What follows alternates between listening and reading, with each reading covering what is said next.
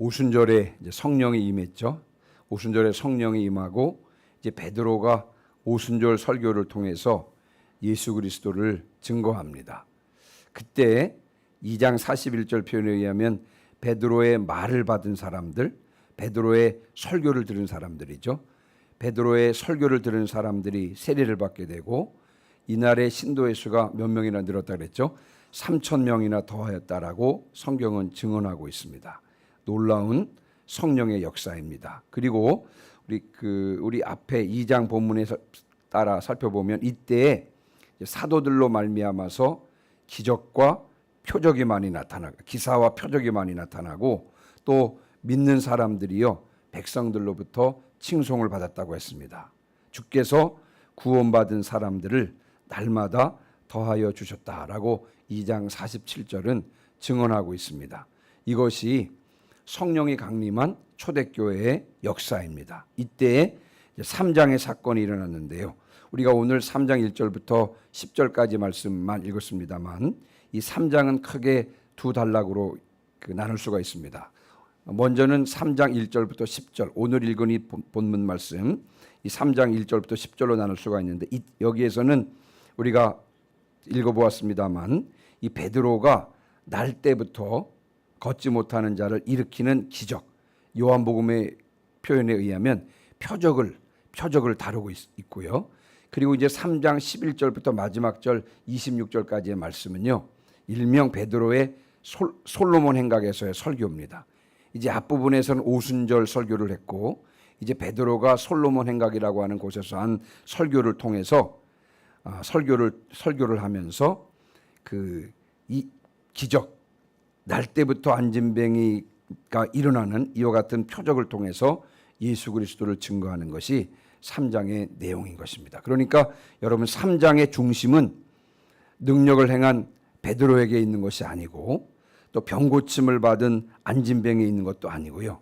여러분 3장의 중심은 십자가에서 죽으셨다가 부활하셔서 성령의 모습으로 역사하신 바로 예수 그리스도에 있다는 사실을 우리가 확실히 알고 또 읽어야 될 줄 믿습니다. 이 사실에 확고하시기를 주님의 이름으로 축원합니다.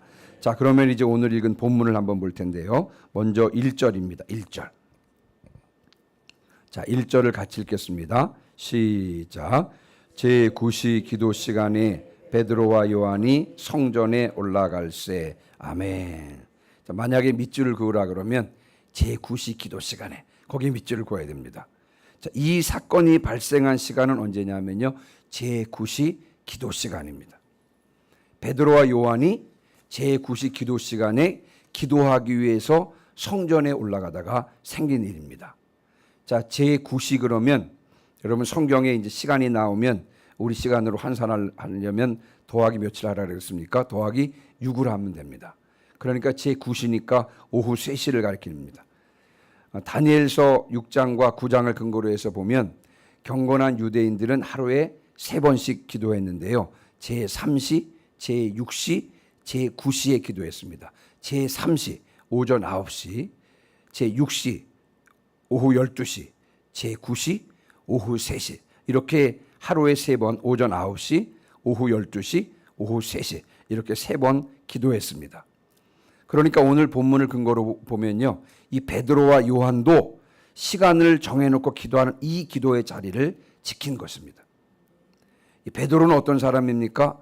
앞에 우리 본문을 살펴본 대로 여러분 오순절 설교로 3,000명을 회심시키는 놀라운 일을 행한 사람이었습니다.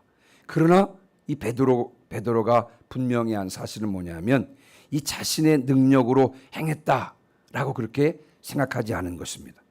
그래서 거룩한 전통에 따라서 기도의 자리를 지켰고 이전보다도 더 기도에 힘썼던 것입니다.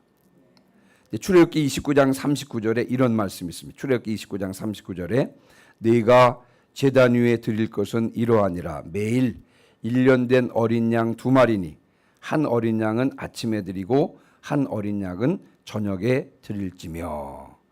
성전에서 매일 드리는 이 상번제에 관한 말씀입니다. 예, 이스라엘 백성들은요 매일 1년 된 어린 양 2마리를 제물로 드려야 했는데 한 마리는 아침에 드렸고요. 다른 한 마리는 저녁에 드렸습니다. 자, 오늘 이제 베드로와 요한이 제9시 기도 시간에 성전에 올라가다가 이 놀라운 일을 행했죠. 여기서 말하는 제9시라고 하면요, 우리 출애굽기 29장 39절을 근거로 보면요, 저녁 제물을 드리는 시간을 말하는 것입니다. 이 시간에 역사가 일어난 것입니다. 만약에 우리의 삶 가운데 놀라운 역사가 일어난다면 여러분 언제 일어나겠습니까? 어떤 시간에 일어나겠습니까? 바로 정해진 기도 시간과 정해진 예배 시간에 일어날 줄 믿습니다. 정해진 시간에 기도하고 정해진 시간에 예배 드리는 것이 중요한데, 왜냐하면 그때 주님께서 역사하시기 때문에 그렇습니다. 다니엘서 9장 21절을 보면요, 이제 가브리엘 천사가 다니엘을 찾아와서 장차 일어날 일을 가르쳐 주는데, 언제 이 가브리엘 천사가 찾아왔냐면요, 다니엘서 9장 21절에 보면 저녁 제사 드릴 즈음에 찾아왔습니다. 다니엘은 어떤 사람이었습니까? 하루에 3번 정해진 시간에 기도하던 사람이었습니다.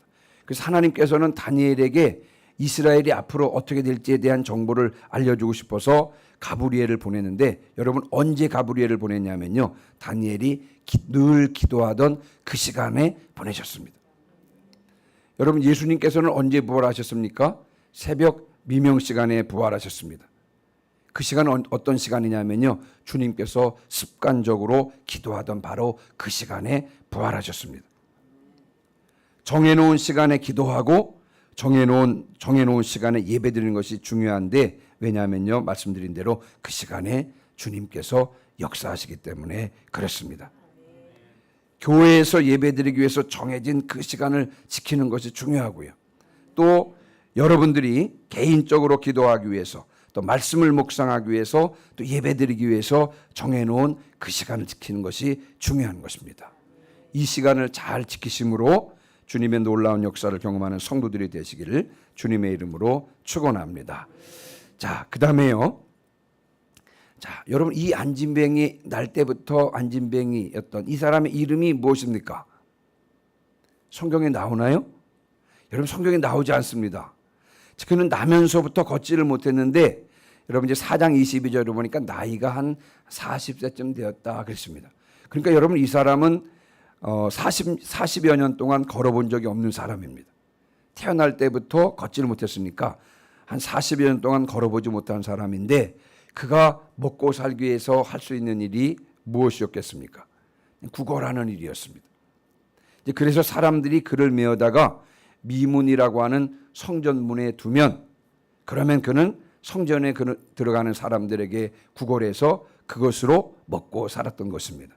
참고로요, 미문, 아름다울 미자 문문자 쓰거든요. 아름다운 문이라는 뜻인데요, 예루살렘 성전에서 동쪽 감람산으로 통하는 그 위치, 예루살렘 성전의 동편에 위치한 문이었습니다. 이 문은 고린도 양식으로 건축되었기 때문에 아주 고린도 양식으로 아름답게 장식되었기 때문에요, 그 문을 가리켜서 미문, 아름다운 문이다, 혹은 황금문, 혹은 왕의 문이다 라고 불렸던 그런 문인 것입니다. 근데 여러분 여기서 우리가 놓치지 말아야 될 사실이 한 가지 있습니다. 뭐냐면 이 날 때부터 안진병이었던 이 사람을 초반에 제가 말씀드렸죠. 요한복음에는 표적, 그냥 일반적인 기적이 아니라 주님을 드러내기 위한 이 표적으로 삼으려고 선택하신 분은 바로 오순절에 강림하신 성령님이었다는 사실인 것입니다. 여러분 이 사람을 표적의 대상으로 삼고 역사하신 분이 누구라고요? 성령님이었다는 것입니다. 어떻게 그것을 알 수 있냐면요, 여러분 이 안진뱅이는 베드로와 요한에게 제발 저를 좀 고쳐달라고 사정을 했습니까? 여러분 그렇지 않습니다. 그냥 구걸을 했어요. 다만 구걸했을 뿐입니다. 뿐만 아니라 여러분 이 베드로와 요한도 이날 처음으로 그를 만난 것이 아닙니다. 그렇죠? 문맥상 좀 자세히 보면 이 베드로와 요한도 이날 처음으로 그를 만난 것이 아니었고요. 왜냐하면요, 그는 성전에 들어가는 사람들에게 구걸하기 위해서 날마다 성전 미문에 앉아서 날마다 구걸을 했고요. 그리고 베드로와 요한은 날마다 성전에 들어가서 기도했기 때문에 그렇습니다. 그러니까 베드로와 요한은 날마다 그 안진뱅이를 지나쳤을 것입니다.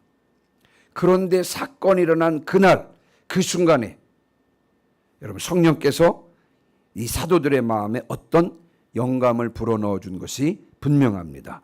여러분 3절 4절입니다. 3절 4절. 자, 3절 4절 같이 읽습니다. 시작.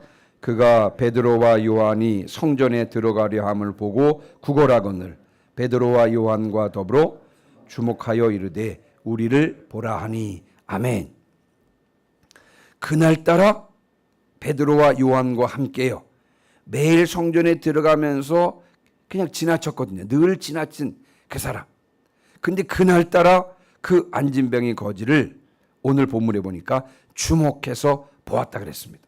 그렇죠. 4절에 보니까 주목하여 이르되, 주목하여 보았습니다. 매일 지나쳤던 그 사람을 성령께서 어떤 영감을 불어넣어 주셔서 지나가다 말고 멈춰서서 그 거지를 보았습니다. 주목하여 보았습니다.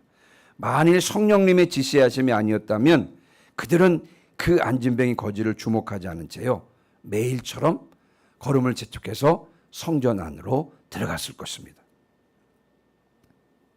그러나 베드로와 요한은요, 이 성령의 지시에 따라서 그 안진병의 거지를 주목했습니다. 그리고 뭐라고 말했죠? 우리를 보라라고 하는 아주 영감 있는 말을 할 수 있었던 것이었습니다. 여러분, 이 모든 것이 성령의 역사인 줄 믿습니다. 성령께서는요, 그날도 습관을 따라 성전으로 향하던 베드로와 요한에게 특별한 마음을 주셔서 매일 지나치며 주위에서 보지 않았던 그 안진병의 거지를 주목해서 보도록 했습니다. 그리고 그가 치료받을 것이라고 하는 강한 확신을 주셨고요.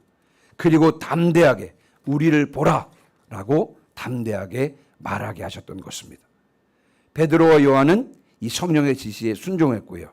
그래서 오늘 본문과 같은 놀라운 일이 일어난 것인 줄 믿습니다. 사도행전 8장에요. 이 에디오피아 여왕 간닥의 모든 국고를 맡았던 그 관리인 네시가요, 타고 있는 수레, 이 수레를 타고 이제 예루살렘에서 예배를 드리고, 그리고 수레를 타고 에디오피아로 그 수레를 타고 에디오피아로 이제 돌아가는 중에, 그때 여러분 그 수레에 가까이 가라고 빌립에게 지시하셨던 분이 누구십니까? 성령님께서 이렇게 지시하셨습니다. 수레에게 가까이 가라, 수레로 가까이 가라 지시하셨던 분도 성령이시고, 수리의 안디옥 교회 성도들에게요, 이방인의 전도를 위해서 이 바나바와 사울을 따로 세우라고 지시하셨던 분도 누구라고요? 성령이십니다. 예수님께서 공생애를 시작하시기 전에 예수님을 광야로 인도하셨던 분도 여러분 성령이십니다. 베드로와 요한에게 지시하셨고요. 또 빌립과 안디옥 교회 성도들, 그리고 예수님을 인도하셨던 그 성령께서는 오늘 우리 속에 거하십니다. 우리 속에 거하셔서 우리를 통해서 역사하시는 줄 믿습니다. 그 성령님의 음성과 또 성령님의 지시에 예민하시기를 주님의 이름으로 축원합니다. 성령께서는요, 우리를 통해서 하나님의 놀라운 일들을 이루십니다. 우리가 그분의 음성과 지시에 순종하면 우리를 통하여 하나님의 놀라운 일들을 성취하실 줄 믿습니다. 우리는 성령님을 통하여 하나님의 동역자로 쓰임받을 것입니다. 성령의 지시에 예민함으로 하나님의 동역자로 쓰임받는 성도들 되시기를 주님의 이름으로 축원합니다. 자, 그 다음에 이제 6절 8절입니다. 자, 6절부터 8절까지 말씀 같이 읽습니다. 시작. 베드로가 이르되 은과 금은 내게 없거니와 내게 있는 이것을 내게 주노니 나사렛 예수 그리스도의 이름으로 일어나 걸으라 하고 오른손을 잡아 일으키니 발과 발목이 곧 힘을 얻고 뛰어서서 걸으며 그들과 함께 성전으로 들어가면서 걷기도 하고 뛰기도 하며 하나님을 찬송하니. 아멘. 예. 여러분, 이제 베드로와 요한이 성령의 지시에 순종해서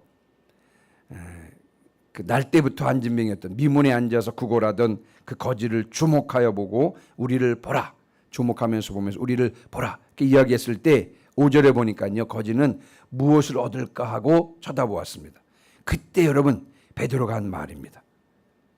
베드로는 자신에게 무엇이 없는지, 또 그러나 자신에게 가지고 있는 것이 무엇인지를 분명히 알았습니다.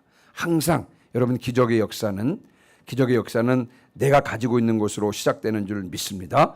베드로에게는 무엇이 없었습니까? 은과 금이 없었습니다. 만약 베드로가 배와 그물을 버려두고 예수님을 좇지 않았다면 아마도 주머니에는 은과 금 몇 푼은 있었을지 모르겠습니다. 그러나 여러분, 현재 그들에게는 은과 금은 없었습니다. 그러나 베드로가 분명히 가지고 있는 것이 있었습니다. 여러분, 베드로가 가지고 있는 것이 무엇이었습니까? 6절에 보니까 내게 있는 이것을 내게 주노니, 은과 금은 내게 없거니와 내게 있는 이것을 내게 주노니. 베드로와 요한에게는 은과 금은 없었습니다만 그러나 무엇을 가지고 있었습니까? 여러분, 성령 충만함을 가지고 있었는 줄 믿습니다. 베드로가 지금 무엇을 가지고 있었냐면요, 성령 충만함이 있었습니다. 그에게는. 그런데 그 다음 말에 한번 주목해 보시기 바랍니다. 베드로가 성령이 충만했잖아요, 그렇죠? 오순절날 성령 강림 사건으로 성령이 충만한 중에 오순절 설교도 하고요. 그리고 지금 날 때부터 안전뱅이였던 이 사람을 지금 일으키는 이 상황에 지금 자신이 가지고 있는 성령 충만함을 가지고 말을 하는데 뭐라고 말하냐면요, 성령의 이름으로 일어나 걸어라, 이렇게 말했습니까? 그렇게 말하지 않았습니다. 성령의 이름으로 일어나 걸어라, 이렇게 말하지 않았습니다. 그럼 어떻게 말했습니까? 내게 있는 이것을 내게 주노니 나사렛 예수 그리스도의 이름으로 일어나 걸어라, 이렇게 말했습니다. 여러분, 지금 베드로가 가지고 있는 것은 성령 충만이라고 말씀을 드렸죠. 그러나 여러분, 베드로가 선언을 했을 때는요, 말씀드린 대로요, 성령의 이름으로 일어나 걸어라, 이렇게 말하지 않고요, 나사렛 예수 그리스도의 이름으로 일어나 걸어라, 이렇게 말을 했습니다. 여러분, 왜 그랬습니까? 우리가 계속 지금 그 말씀을 듣고 있는데요, 여러분, 성령은 진리의 영이며 성령은 예수의 영입니다.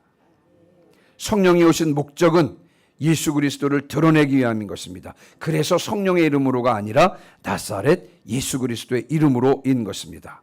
예수 그리스도를 드러내기 위한 것이죠.